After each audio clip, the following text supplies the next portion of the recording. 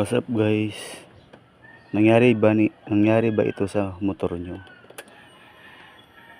Check engine. Pero umandar siya. Yan.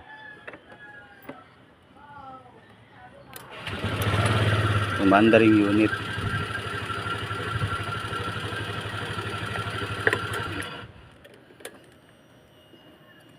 Paano mawawala ang check engine? Kasi ako ganito ginagawa ko. Napasa ko dito yung green wire sa brown wire, hanapin mo. Ayan guys, nakapasak na green wire saka brown wire.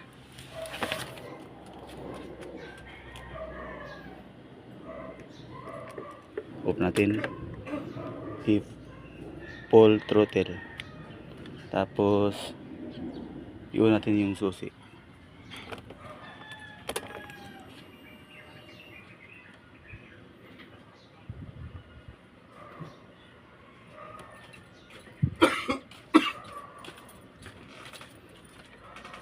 Kung napapansin nyo, hindi siya nag-slow blink, fast blink pa rin. Release natin, patayin natin ulit, buhayin na naman natin, full throttle.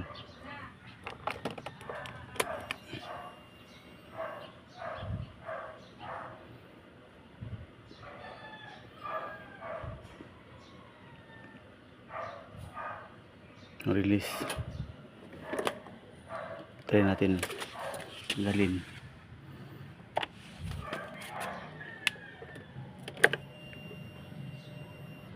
Oh, wala na guys, no?